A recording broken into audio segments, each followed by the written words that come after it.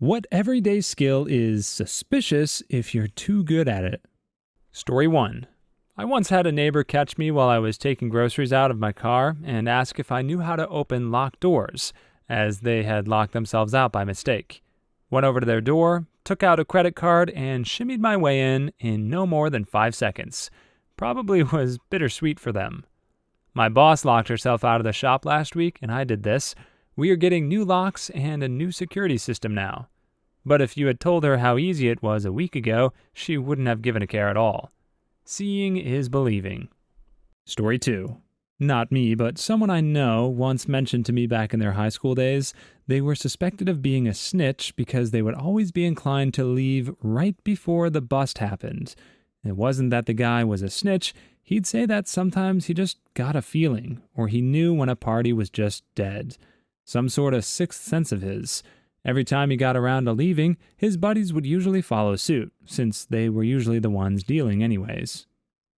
I'm typically not very good at goodbyes at parties myself, and that's coming from a guy raised in an Italian family with lots of relatives. So family gatherings were tricky when trying to find every last person to bid farewell. Luckily, there is a sliver of Irish in me as well, so I tried the Irish goodbye on occasion, which feels great in the moment when you can slip away unnoticed, but then always feel guilty afterwards. So now my latest method, which can be quite challenging as an introvert, is to just loudly announce to anyone within earshot, "I'm leaving now. Thanks for everything. Bye." Seems to be effective so far, and is just like ripping off a Band-Aid to get it over with quickly. Story 3. A couple of years ago, I locked my keys in my car in a Walmart parking lot. I went in and asked if they could help me. 2 employees came out with a jimmy. The one guy made a bet with the other that he could unlock my car in under a minute.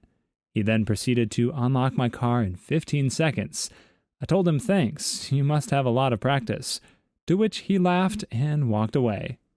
Story 4. So by an incidental combination of being a gearhead and, at one time, a tow truck driver, I am a little more observant when it comes to cars than most. I also have a knack for numbers and memorize things unintentionally. I've stopped mentioning to people that I saw their car somewhere or other, the movies for example.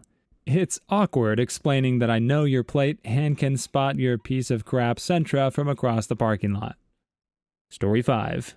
Butchering. I work professionally with raptors, the feathered kind, not the clever girl kind, and for a while I was prepping on average 15 quail a day, from frozen thawed to plucked and gutted and portioned.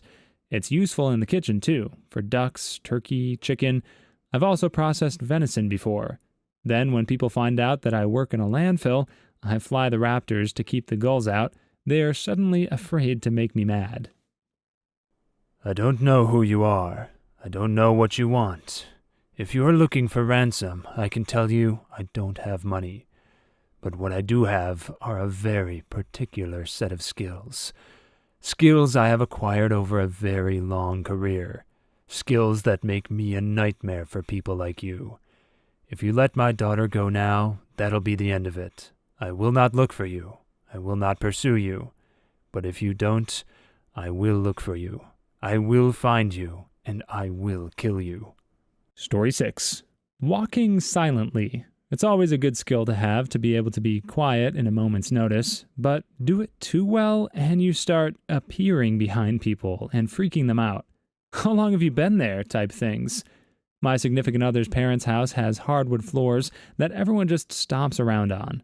I don't like making noise when I walk, so according to them, I sneak around their house and scare them unintentionally sometimes.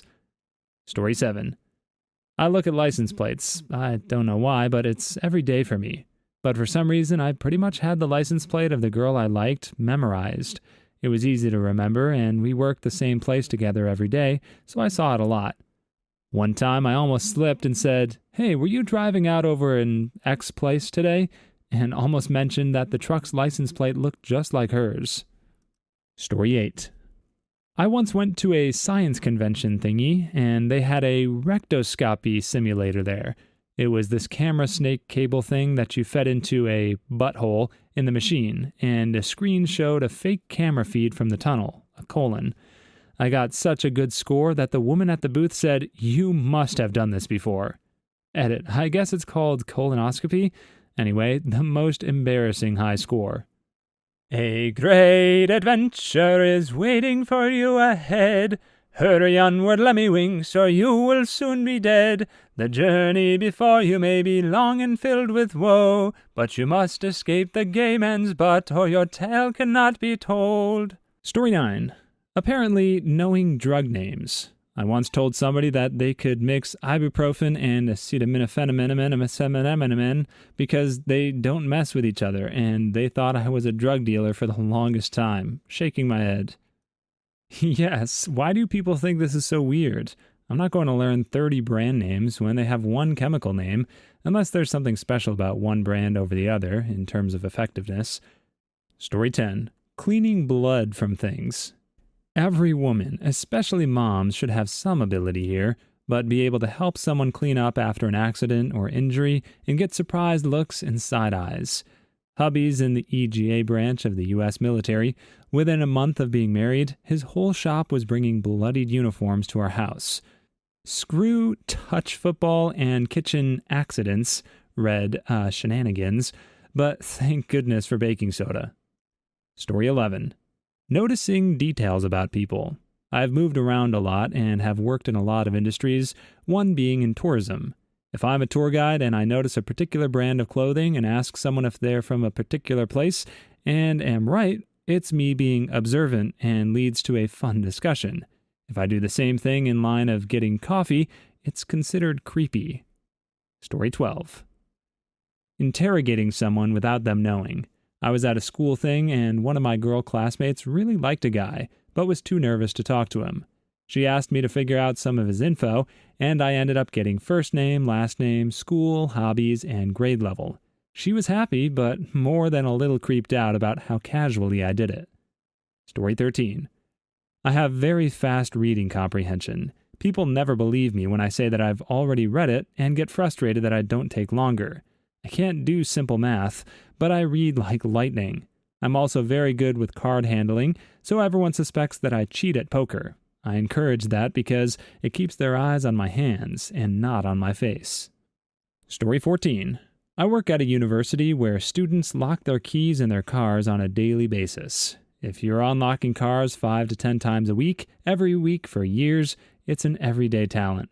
By the way, one of the hardest cars to break into, for me, was an old Saturn. Something about the way the door fit into the frame of the car made it very difficult. Story 15. Recognizing faces. I was approaching the check-in counter of a hotel I didn't remember being in before when the desk clerk welcomed me by name. I was visibly startled. His coworker explained, "He's got a freakish memory." I checked later that I had been there 3 years before. In his job, with the thousands of faces he sees a year, that is a little disturbing. Story 16. Genuine kindness. My father was a good soul, and people were suspicious about his kindness sometimes. I had a boss who was pretty much Mr. Rogers. It took a while to get used to it. We still work with each other sometimes, and I still occasionally think he's being a sarcastic butthole when he's definitely not. I was very quiet and smiley in high school, and somehow that got misconstrued for kindness. So much so that I was voted kindest as my senior superlative. And I do think I'm a nice guy overall, but I tend to agree that if someone is overly kind all the time, then they might have ulterior motives. That could just be the cynic in me talking, though, because for sure there exists just genuinely nice people that aren't out to take advantage of anyone. Story 17. Tying a noose. At basic training, I got tasked to help the drill sergeants create their haunted house. Battalion competition, long story. My drill asked if anyone knew how to tie a noose, and I whipped out a perfect one in only a few seconds. He just looked at me and said, "Private, what the frick?" Story 18.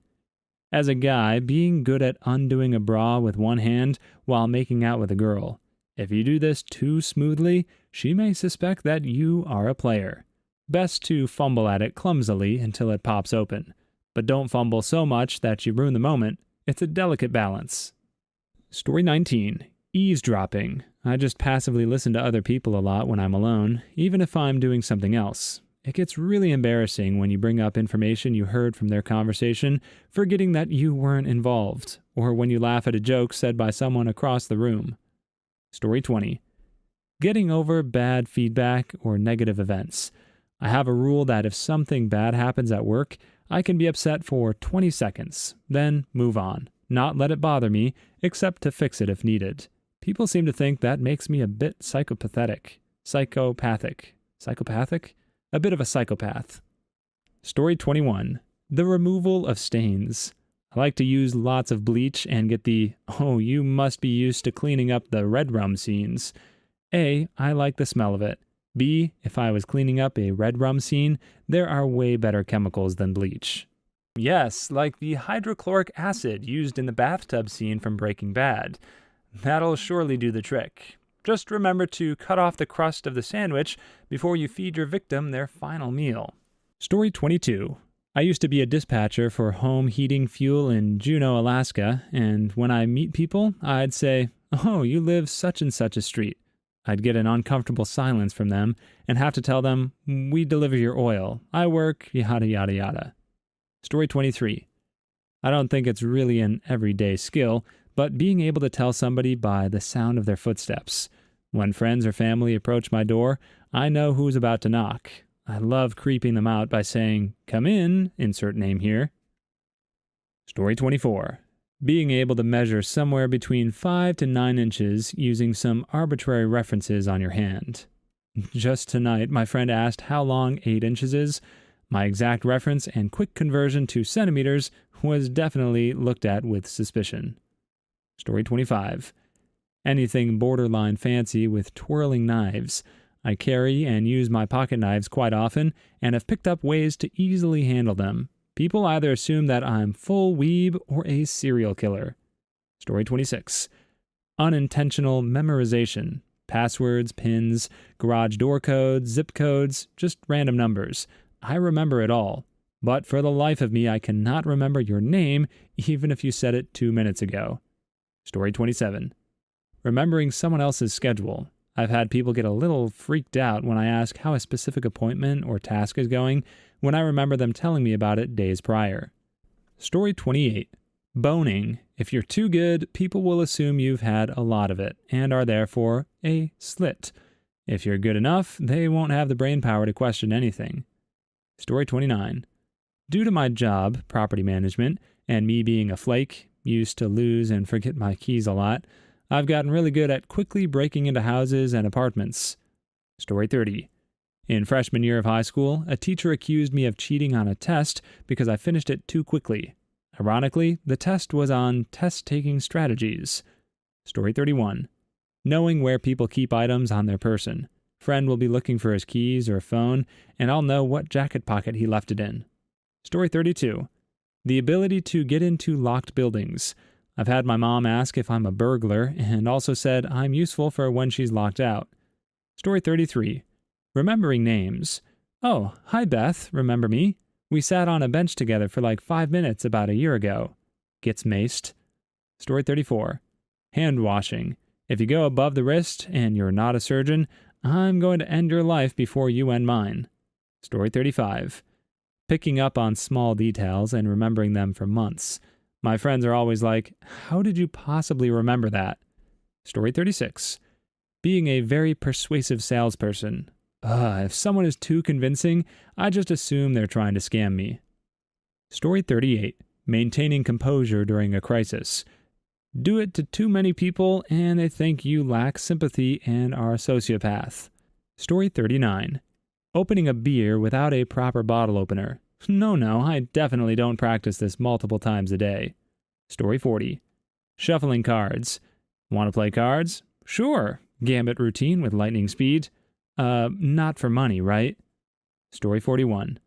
Being calm. People accuse you of being cold if you're not as agitated as they are. Story 42. Being able to quickly convert between ounce and gram. I can easily convert $100 bills into grams. Story 43. Knife sharpening. Unless you're a chef. Edit, yes, I get it, people, butchers too. Story 44. Whistling. I can whistle the Android text tone, and it freaks people out. Story 45. Knowing the precise limits of what the law requires or prohibits. Story 46. Lying. Being a good liar means you don't raise suspicion. Story 47. Being able to count money really fast. Please leave your stories in the comments. I'd love to make a video of them in the future. Also, don't forget to like and subscribe.